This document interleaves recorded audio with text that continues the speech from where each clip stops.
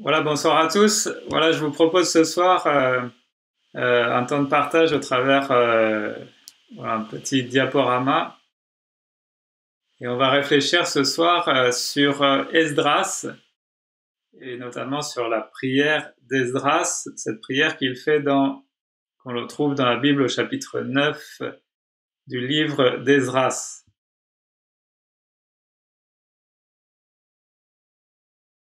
Voilà, dans Esdras 9 au verset 6, je lui dis, mon Dieu, je suis trop rempli de honte et de confusion pour oser lever les regards vers toi, ô mon Dieu, car nos péchés se sont multipliés jusqu'à nous submerger, et nos fautes se sont accumulées et montent jusqu'au ciel.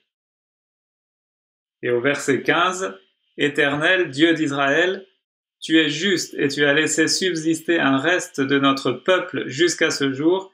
Nous voici devant toi avec notre culpabilité, alors que personne ne peut tenir en ta présence. Voilà, en fait, dans les derniers siècles du judaïsme, avant toute la période messianique, on va trouver dans la parole de Dieu 4 prières de repentance. Et toutes ces prières de repentance sont évidemment brûlantes de confession, la confession du péché.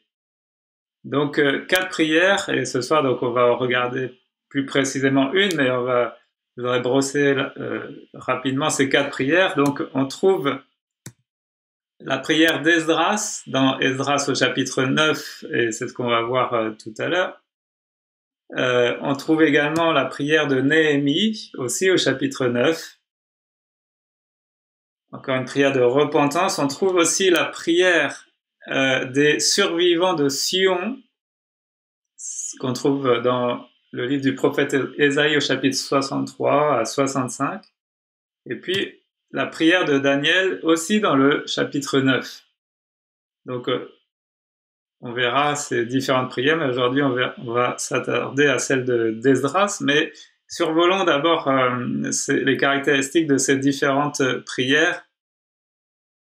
Il y a évidemment dans toutes ces prières un appel à Dieu, et notamment un appel au Dieu qui est le réparateur des brèches.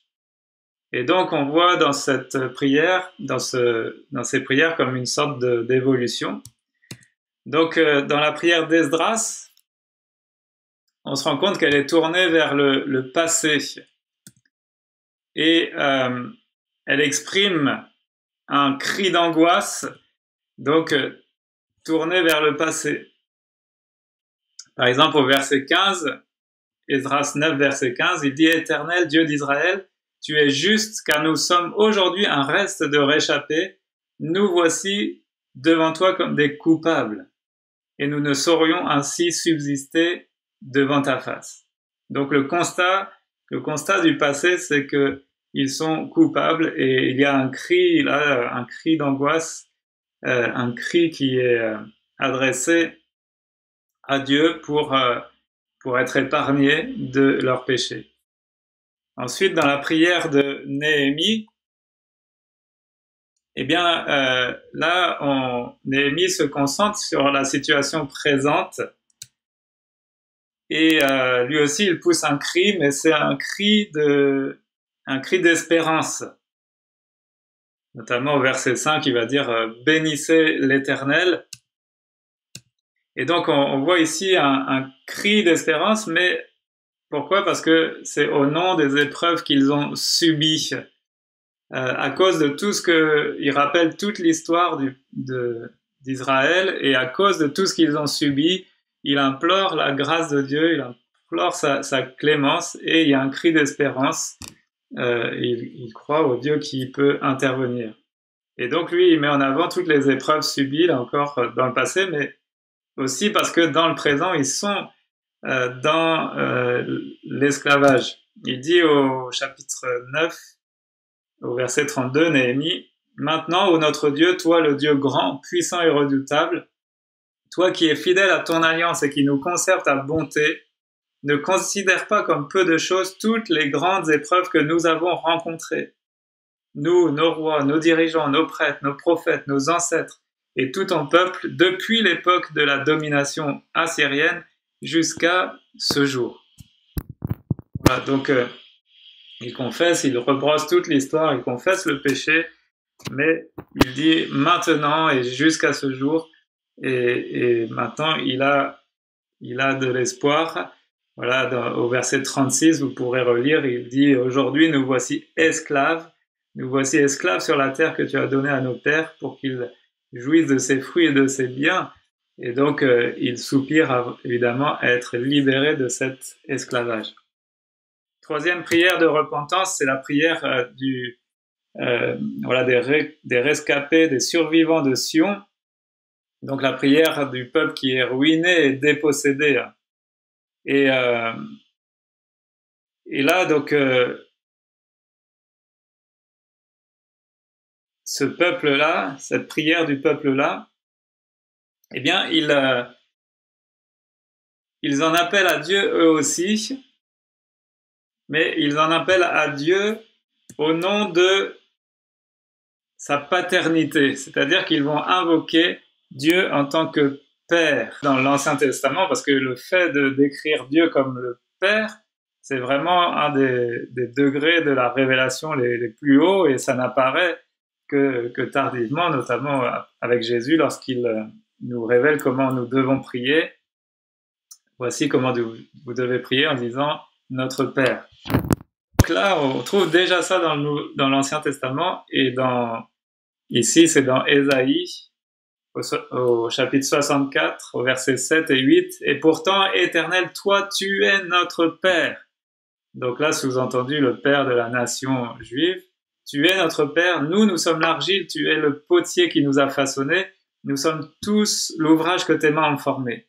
Ne sois pas courroucé à l'excès, Éternel, ne tiens pas compte à toujours de nos fautes, et daigne porter tes regards sur nous, qui sommes ton peuple. » Donc encore une prière d'humiliation dans la repentance, et là ils en appellent à Dieu et ils mettent en avant sa paternité, et donc évidemment sous-entendu son amour. Et puis quatrième prière de repentance, c'est dans le livre de Daniel que l'on trouve ça, et cette fois-ci Daniel, il invoque Dieu, évidemment, pour être libéré, pour une intervention de Dieu qui soit libératrice. Et lui, qu'est-ce qu'il met en avant? Eh bien, il prie Dieu et il lui demande d'exaucer à cause de son nom. À cause de son nom. Et donc, on trouve ça dans Daniel chapitre 9, verset 19. « Seigneur, écoute. Seigneur, pardonne. Seigneur, sois attentif, agis et ne tarde pas par amour pour toi, ô mon Dieu. Par amour pour toi, ô mon Dieu, car ton nom est invoqué sur ta ville et sur ton peuple. » Donc là, on voit que Daniel demande à Dieu l'exaucement à cause du nom de Dieu, à cause du nom du Seigneur, par amour pour lui-même, c'est-à-dire pour faire valoir qui il est, qu'il est un Dieu fort, qu'il est un Dieu puissant, qu'il est un Dieu d'amour, un Dieu de grâce, un Dieu de miséricorde, et qui fait grâce à ceux qui l'invoquent, le Dieu qui pardonne, Seigneur, le Dieu qui écoute, qui pardonne, le Dieu qui est attentif. Voilà, donc il met tout ça en avant, et donc il implore la grâce de Dieu en disant, voilà, exauce à cause de ton nom, à cause de qui tu es. Montre à tout le monde qui tu es. Et donc, évidemment, là encore, il compte sur l'amour de Dieu. Voilà, on va revenir à la prière, donc à la prière d'Esdras. Et là, Esdras, en fait, il est arrivé sur les ruines de Jérusalem. Et évidemment, il est complètement abattu, abasourdi, pas découragé, mais il est vraiment attristé, en tout cas, profondément atteint par ce qu'il voit, l'état de Jérusalem, les ruines de Jérusalem. Et donc, évidemment, qu'est-ce qu'il va vouloir faire? Eh bien, Esdras veut rebâtir. Esdras voudrait rebâtir, il voudrait revoir voilà les murailles de Jérusalem être rebâties, cette ville reprendre, retrouver sa gloire d'antan. Mais il y a un problème, c'est que les Judéens ont pactisé avec le monde. Il y a le péché qui est encore là, il y a des mariages qui sont mixtes, voilà, Juda a contracté des mariages avec des nations païennes, et donc tout cela les rend inaptes au royaume de Dieu. Donc il y a le péché qui est là au milieu du peuple, et donc Esdras prend avec lui, va prendre avec lui tous ceux qui craignent Dieu, tous ceux qui tremblent en fait à la parole de Dieu, tous ceux qui craignent Dieu. Il va regrouper voilà une équipe, il va chercher ceux qui craignent Dieu, et puis là il va se mettre à genoux et il va confesser, il va avouer les péchés du peuple. Évidemment, il s'associe au peuple, il confesse les péchés de son peuple, il s'humilie, il implore, et puis il s'engage. Et donc ici, toute l'assemblée s'unit avec lui à sa confession, et ils sont tous en larmes, ils pleurent devant l'Éternel. Et en fait, c'est de cette réunion de prière, c'est de cette réunion de prière-là qu'est sortie la restauration d'Israël. Vous voyez comme quoi c'est un encouragement pour nous aussi, malgré l'état de notre monde. Peut-être notre monde est en ruine, peut-être notre pays est en ruine. On pourrait penser peut-être à voilà, la ville où on est. Peut-être elle n'est pas en ruine physiquement, mais spirituellement, elle est en ruine parce que les gens vivent loin de Dieu, dans le péché, se sont détournés de Dieu. Et donc, il y a des ruines spirituelles, mais on voit le résultat que peut avoir une réunion de prière, et c'est de cette réunion de prière qu'est sortie la restauration d'Israël. En fait, à chaque tournant de l'histoire, c'est la prière qui répare les brèches de la cité de Dieu. Alors reprenez toute l'histoire d'Israël dans la Bible évidemment, mais c'est aussi à transposer pour l'histoire de l'Église, pour l'histoire du peuple de Dieu. Et nous aujourd'hui, nous sommes le peuple de Dieu. Et à chaque tournant de l'histoire, c'est la prière qui répare les brèches de la cité de Dieu. Je crois qu'on est aujourd'hui à un tournant de l'histoire. Et il faudrait être aveugle pour ne pas s'en rendre compte. Mais on a besoin donc de s'humilier, on a besoin de se tenir à la brèche, on a besoin de se tenir à la brèche, de constater les dégâts et de réaliser que Dieu seul peut réparer, il est le réparateur des brèches. Donc, et c'est lui qui peut rebâtir, c'est lui qui peut faire grâce à notre pays, notre nation, notre ville, peut-être notre famille, notre entourage, et peut-être nos vies même, puisqu'il peut y avoir des brèches dans nos vies aussi à cause de notre péché. À cause de notre péché. En tout cas, c'est la prière, et peut-être encore de manière plus précise, la prière d'humiliation, la prière de repentance. C'est ça qui change les choses. C'est ce qui permet au Dieu d'agir. C'est ce qui permet au Dieu de grâce, au Dieu de miséricorde, au Dieu de compassion, au Dieu d'amour. C'est la prière de repentance qui lui ouvre toutes les portes et qui lui permet d'agir. Donc à chaque tournant de l'histoire, c'est la prière qui répare les brèches de la cité de Dieu. Alors, aujourd'hui, c'est vrai qu'on peut faire certains constats. C'est Alexandre Westphal qui disait ceci. Il y a lieu de s'inquiéter aujourd'hui du fléchissement de la prière, tout autant que du fléchissement des dons qui lui est consécutif. Deux faces d'une même misère, double indice que quelque chose ne va pas. Donc selon Westphal, deux choses qui montrent qu'il y a quelque chose qui ne va pas dans notre monde aujourd'hui, c'est le fléchissement de la prière, le manque d'implication, le manque de consécration, le manque de motivation pour la prière et évidemment le manque de résultats. Le manque de résultats lié à ça, le manque peut-être de bénédiction, le manque de miracles, le manque, la pauvreté spirituelle, le manque de dons spirituels, la carence que nous pouvons avoir dans toute la manifestation des dons spirituels, des miracles et surtout des conversions. Donc, effectivement, on peut faire ce constat aussi, et donc il dit que pour lui, la prière et les résultats de la prière, ce sont deux faces comme deux faces d'une même pièce. Et donc, s'il y a un manque de prière, évidemment, il y aura un manque de résultats. C'est les deux faces d'une même misère, double indice de quelque chose ne va pas. Alors, on peut faire le constat dans notre monde, mais avant tout, quel constat est-ce que nous faisons dans notre propre vie, dans notre vie de prière? Est-ce que notre vie de prière, elle s'est appauvrie, ou au contraire, est-ce qu'elle elle s'est fortifiée? Est-ce que notre vie de prière s'est approfondie? Est-ce qu'elle a grandi? Est-ce qu'on passe plus de temps, ou en tout cas des temps de meilleure qualité?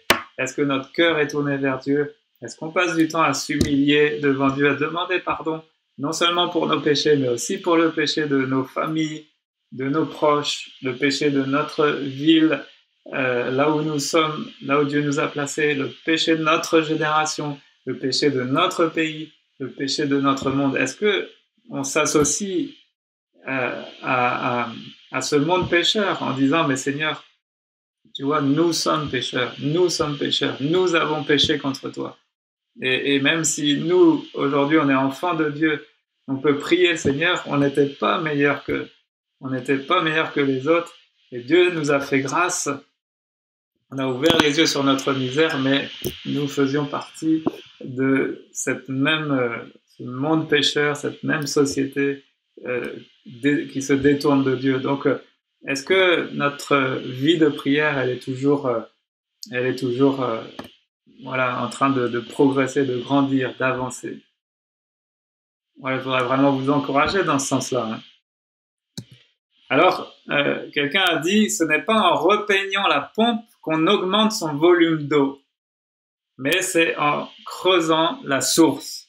Ce n'est pas en repeignant la pompe qu'on augmente son volume d'eau, c'est en recreusant la source. Et évidemment, il y a là une image pour nous dans la vie de prière.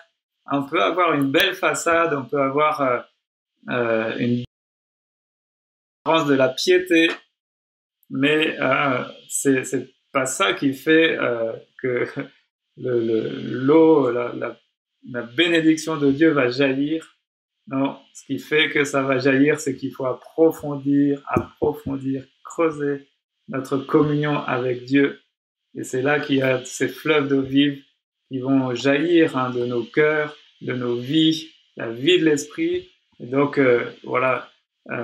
Et je crois que c'est l'occasion, pendant ces temps particuliers, eh bien, d'approfondir, de vraiment creuser, approfondir notre vie de prière, notre communion avec Dieu.